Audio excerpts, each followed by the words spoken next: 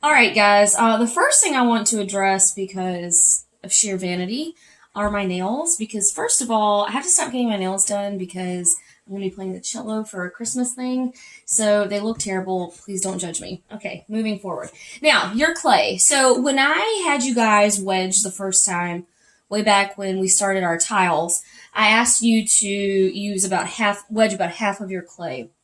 Um, and so I'm not really sure how much you have left from that or that kind of thing. But probably for this project that we're going to do, I would get a fresh piece of your clay. So this is one half of the clay, like the chunk that you got. And then I want you to cut that in half again. Now, I'm using the plastic knife to cut this in half, but you can use your fishing line or whatever. So I just really want you to work with about this much clay for this project. So for wedging your clay, I did include the same video that I used from before. But just keep in mind, it's sort of a folding and pressing motion. Okay, so we're doing the ram's head. Now, this is a pretty small piece of clay, honestly, to be wedging, but we still have to wedge it. Remember to add lots of water in that 10-minute time. So you'll just need a bowl of water. I happen to have a spray bottle, so that's what I'm using. But a bowl of water is fine. And several times during that 10 minutes, you want to add water because this project is different than the slabs. We're not doing slabs. And when you're making stuff with slabs, it really doesn't, moisture content is not, okay, so when you're working with flat pieces of clay, typically, if it's a little drier or not the most plastic thing on the planet, it's okay. But for this project, we really want our clay to be nice and soft, very plastic. So make sure as you're working several times during that wedging process, you add in water. Okay, so this is 10 minutes on my wedging. Now here's what you're going to do. Today we're going to be making a pinch pot. Pinching is one of the most rudimentary yet useful techniques that you guys are going to learn. And there's so many things you can do with it. It's super versatile, but it's pretty simple too. So there's a couple very important things that you're going to need to know about pinching, and we're going to explore those. So the first thing you're going to do is take your clay and shape it into a ball. This is a little like making a snowball, except snow is probably not as dense as your clay. So you just want to make a nice ball of clay, and then where you have areas like this where it's folded over, get those nice and smooth.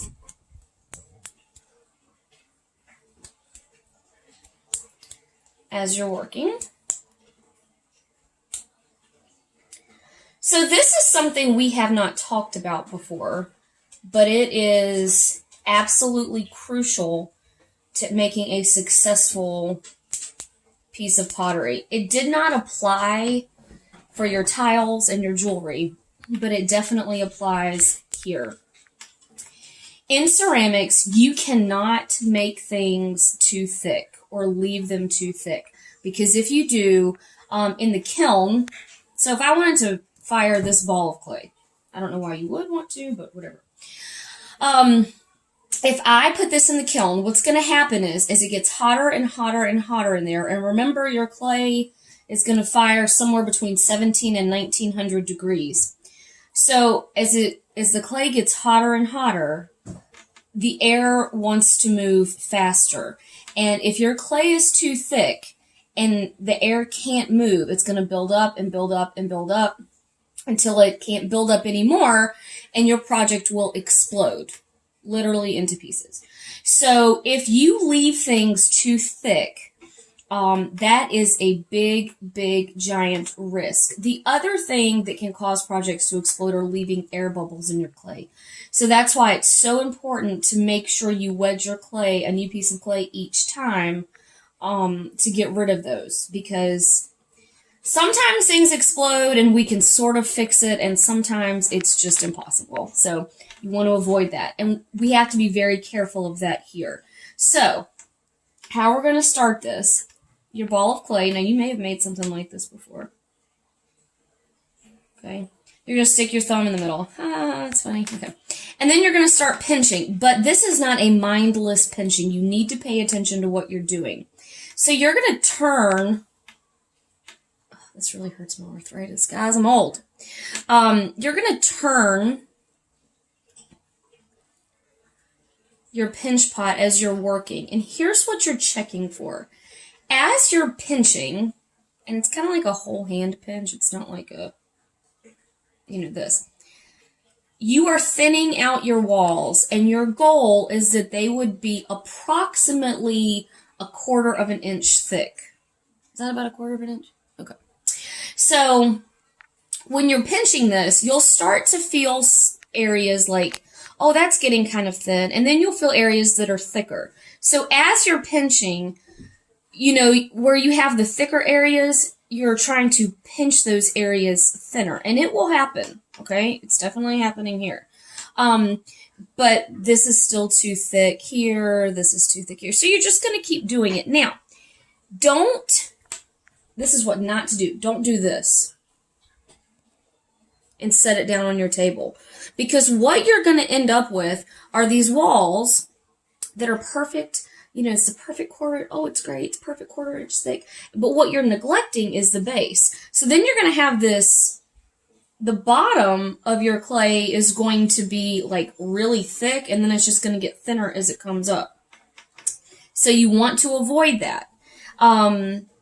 So as you're pinching, really feel down here in the bottom, because sometimes it's a matter of pinching your clay up, and this will happen. Like, the bigger piece you start with, the bigger your pot will be, because you are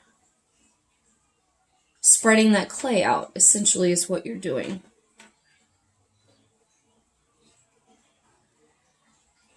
I have a really wide spot here.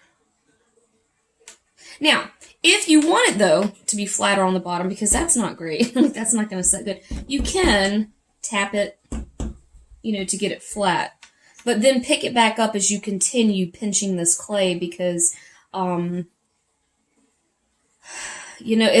you were in the classroom and we had 145 of these from each student, I try to check it, I try to catch it if it feels too thick in the bottom, but the bottom line is, if I missed it and it goes in the kiln, you might be really sad when your bowl explodes. So, you really have to take your time, and you have to think about what you're doing here. I see kids zone out sometimes. They'll just be in class, and I can tell their mind's not on it. And next thing you know, like, they have a bowl that's like this thin, which you don't want. The reason you don't want it to be too thin is because it gets very fragile.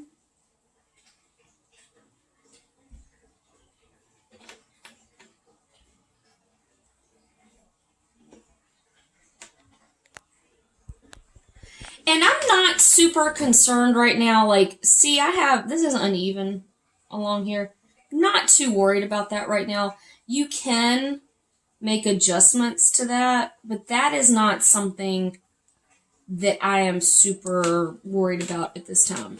So if you're ladies, if you're like me, and I still have one nail that I haven't cut yet, you can smooth this out and make it look better. But this would be a very simple, straightforward pinch pot.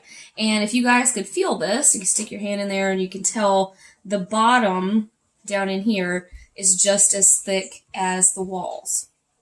And I'm going to show that to you in a second. So here's what we're going to do with this. I've never done this before, and I feel like it's kind of sad, but because you're not in the classroom for me to constantly be supplying you with clay or helping you recycle clay, you're going to finish this, and you can take water, you can get a really nice smooth surface, and you're going to take a picture of it, and you're going to put it in your online portfolio as pinch pot, and then you're going to squish it. Because I want you to practice one. I want you to sort of sketch. It's like sketching in clay, right? I want you to practice one. This is your practice run. And then what we're going to do next class is we're going to remake a pinch pot, actually 2 pinch pots, and put them together. And we're going to talk about how to use pinch pots for sculpting and making larger pieces of clay. All right, so you can make them pretty fast. I know that's going to be kind of sad for you to squish it, but it's just important for me to see, yes, okay, good, you got the concept, you know what you're doing. So I want to show you something now. I'm going to cut this in half just so you can see what I'm talking about all the way through.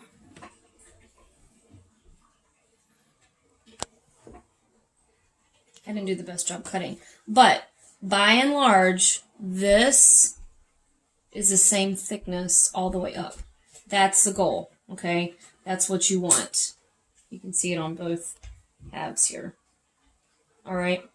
So you don't have to do that part, but I just wanted to show you that because what can happen, not usually, but what can happen is, especially if you do that on the table pinching, if I cut this in half, it'd be like this thick here, and then it'd get nice and thin up here, and it'd look great. But this is the danger zone for pinch pots, is the bottom. So you just want to make sure everything is the same thickness all the way through. Then you're going to squish it up. When you squish it, because as you've been working with the clay, your hands will pull moisture out. And if you start to see this, I don't know how well you can see this texture right here on the clay, that can be an indicator like, oh, your clay is getting a little dry. So when you squish it up, after you take a picture of it, don't forget to take a picture of it. After you take a picture of it and you go to squish it up, add water into it and maybe just work that water through for maybe a minute or so. And then you're going to bag it back up, but that's going to keep it nice and workable for you for next class, when we get into adding a pinch pot to a pinch pot and seeing what we can come up with that. So add water to it, press that water back through it, and then of course, don't forget to store everything, all of your clay, as airtightly as possible in your plastic bag so it's ready to go for the next class.